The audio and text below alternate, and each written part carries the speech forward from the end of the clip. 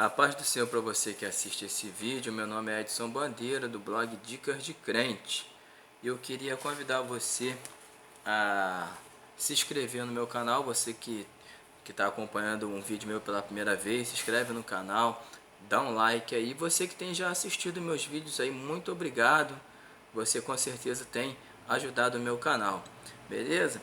Eu queria que você abrisse a sua Bíblia na carta do apóstolo Paulo aos Coríntios, no capítulo 9, versículo de número 16, um texto muito conhecido. Enquanto você abre, quero dizer também que lá na descrição do vídeo você vai ver, tem ali o link de um blog chamado Dicas de Crente, onde eu trago alguns estudos bíblicos e com certeza quem gosta de estudar a palavra vai gostar, tá bom?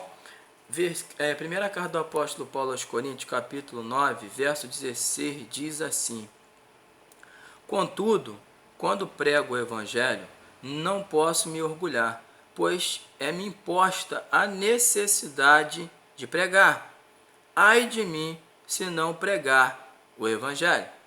Esse texto é muito conhecido e nós vemos agora o pastor Paulo Júnior, conhecido pastor Paulo Júnior, ele falou uma frase há um tempo atrás que muita gente criticou, o povo do mimimi aí ficou revoltado, quando ele, até uns pastores aí conhecidos não gostaram da frase, quando ele diz que nós somos, ou que esta geração é a pior geração de crentes que já habitou na terra. Pior geração de crentes que já habitou na terra. Eu sou obrigado a concordar com ele. Realmente essa geração é a geração que menos conhece a Bíblia, que menos busca a espiritualidade, a geração mais carnal, mais individualista, mais fria, realmente, que já habitou nessa terra. E você olha esse texto dessa primeira carta do apóstolo Paulo aos Coríntios, capítulo 9, versículo 16, você vê que a prioridade do apóstolo Paulo era pregar o Evangelho. Aquilo para ele era uma obrigação. Pregar o Evangelho era quase uma necessidade que ele tinha para saciar a alma dele. Era necessário para ele pregar o Evangelho. E nós vemos hoje, nós nos deparamos agora nos últimos dias, com aquela triste entrevista de 3 celebridades gospel com um famoso apresentador global. E eu esperei demais para ver aquilo, não queria nem ver, tanto que falar, e depois eu fui ver.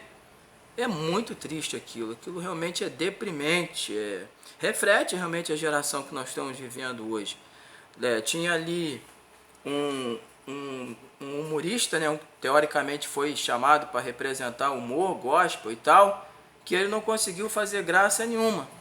E o mais triste é que logo no começo da entrevista, do programa, ele recebe a oportunidade de contar o testemunho de conversão dele, de falar o que Jesus fez na vida dele, e ele também não consegue. Ou seja, ele nem conseguiu testemunhar a fé dele e nem conseguiu ser engraçado. Aí a gente tinha aquela famosa cantora também, muito conhecida aí, que já tem a manha da televisão, das câmeras e tal, e até falou uma coisa ou outra que dava para aproveitar, mas no contexto do que ela falou, a gente só observava as expressões, meu público, meus fãs, meu público, meus fãs. Você não via a expressão Jesus, salvação, cruz, renúncia, evangelho de Cristo, não. As expressões que ela mais usou foi meu público e meus fãs. É muito triste, muito triste.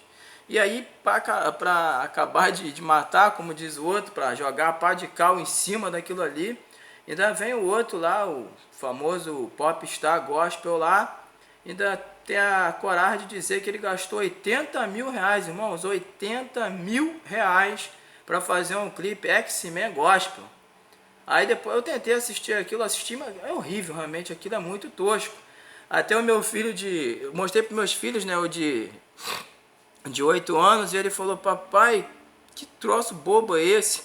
E o meu filho de 12 anos falou assim, papai, eu tenho que assistir isso tudo mesmo? Isso é muito chato, isso é horrível, o que tem nisso aí? Isso é ridículo. Eu não vou nem falar o que minha esposa falou que achava do clipe.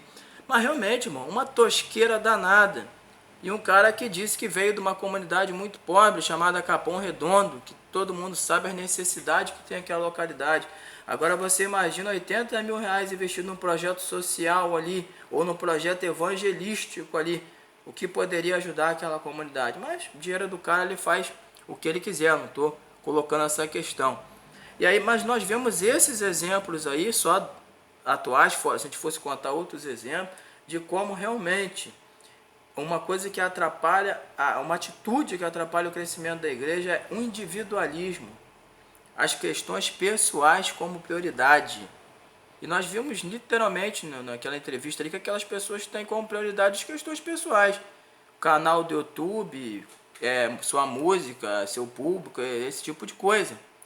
Mas a prioridade não era evangélica. Todas as vezes que eu e você fazemos parte de uma igreja, fazemos parte de uma organização que tem como intuito levar o evangelho de Cristo, a prioridade nossa tem que ser também levar o evangelho de Cristo. E ainda assim, quando você aceitou Jesus Cristo como seu Salvador, a sua prioridade é levar o reino de Deus adiante, falar do reino de Deus, falar de Jesus Cristo. Então, uma atitude que impede a igreja de crescer é o individualismo.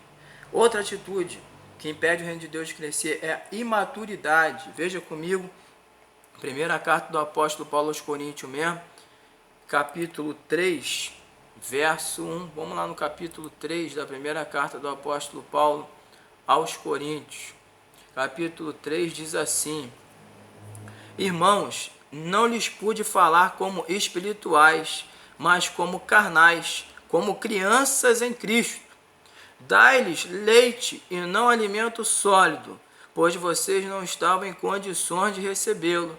De fato, vocês ainda não estão em condições.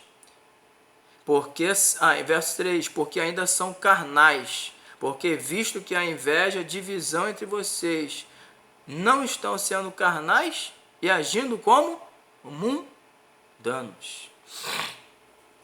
Outra atitude que impede a igreja de crescer, irmão, é a imaturidade, a meninice, o mimimi. Isso impede a igreja de crescer, irmão. E o apóstolo Paulo diz que algumas pessoas elas não tinham condição de receber o alimento, tinham que ficar no leitinho ainda.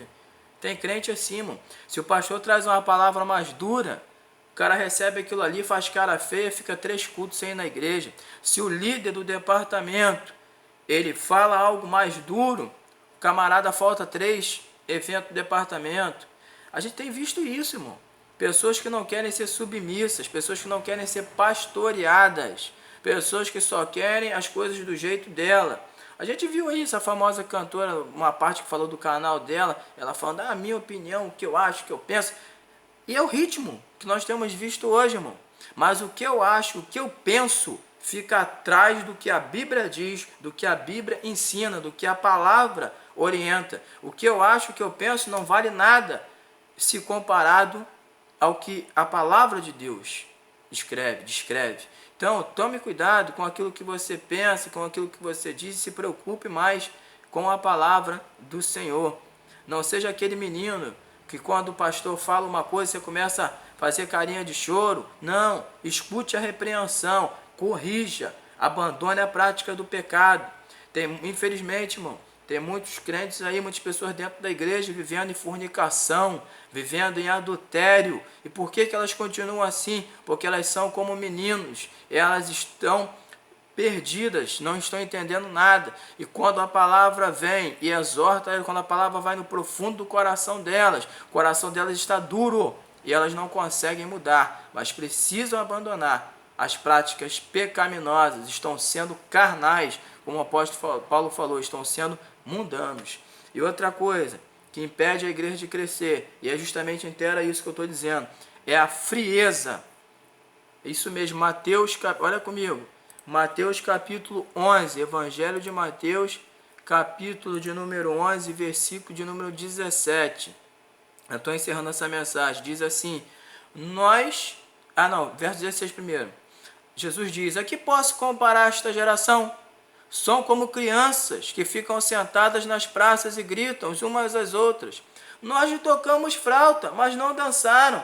Cantaram um lamento, mas vocês não se entristeceram. Jesus diz aqui, irmão, na época de Israel, nessa época aqui, nesse contexto histórico desse versículo, As crianças, elas tinham vários tipos de brincadeira, não era que nem hoje, que praticamente as crianças de hoje só jogam videogame, só ficam com a cara no celular, mas aquelas crianças tinham vários tipos de brincadeira, e duas brincadeiras tradicionais eram brincar de festa de casamento e brincar de funeral. E quando se brincavam de festa de casamento, era necessário que todas as crianças elas ficassem sorrindo, felizes, dançando, então um tocava uma flauta, outro batia palma, e todo mundo tinha que estar integrado naquilo ali. Mas às vezes via um menino que ficava lá meio frio em relação àquilo, não queria participar direito, e os outros repreendiam: ó, cara, se você vai brincar, você tem que participar, você tem que sorrir, você tem que dançar. E quando brincavam de funeral também, era necessário que todos fizessem aquele semblante triste e fossem como estivessem lamentando. E se alguém estivesse ali rindo com cara de bobo, os outros repreendiam e falaram: ó, a brincadeira agora é essa, você tem que se adequar. Aí eu comparo isso aos crentes de hoje. Parece que no momento que devemos mais falar de Jesus Cristo para uma geração corrupta, uma geração terrível, as pessoas estão se calando. E o que mais assim eu fiquei pasmo quando eu vi ali naquela entrevista horrível, foi que o ateu, ele falou que de certa forma Lutero se irritou com a liderança e fez como fazem os pastores hoje, né? Abriu uma igreja para ele, que os pastores hoje fazem isso: o cara não está satisfeito aqui, ele abre uma igreja ali. Isso acontece, claro que acontece, irmão, mas não foi o que Lutero fez. Lutero lutou contra o desvio doutrinário da igreja. A igreja que não era mais aquela igreja de acordo com a doutrina dos apóstolos, mas era uma igreja que trazia toda uma mazela, que trazia coisas horríveis, que estava mergulhada na idolatria.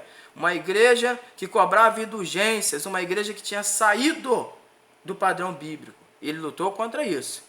Então aquela asneira que o ateu falou, beleza, o ateu fala um monte de asneira mesmo. Agora, 3 pessoas se dizendo crentes não contestarem aquilo ali, é uma vergonha. E depois eu vi aí um outro famoso aí, nesses canais aí do YouTube aí, né? Não vou nem citar o nome, porque de repente pode querer me processar. Ele falou no vídeo aí que ele estava em Londres e tal, não sei porque ele foi falar isso, mas aí ele disse para defender lá os amigos dele que eles não estavam ali, que eles não foram convidados ali nem para pregar, nem para debater. Aí eu pergunto, o tema do programa era comunicação e fé. Ninguém conseguiu se comunicar, e ninguém conseguiu transmitir a sua fé. Então eles estavam ali para quê? Se o ateu, irmão, ele falar, ele afrontar você, você tem que ir para dentro dele com a Bíblia. Jamais eu ia estar numa situação que o ateu ele fosse me confrontar a minha fé, e eu não defendesse o Evangelho de Cristo, não defendesse. Eu não estou falando para defender Lutero. Lutero não precisa de defesa. Eu estou falando para você defender aquilo que você acredita, a sua fé. Então nós temos que tomar um cuidado, porque infelizmente essas atitudes elas impedem a igreja de crescer. Beleza? Espero que você tenha gostado desse vídeo. Se gostou, dá um like aí, tá bom? Se inscreve no canal e um forte abraço. Jesus te abençoe. Até o próximo vídeo.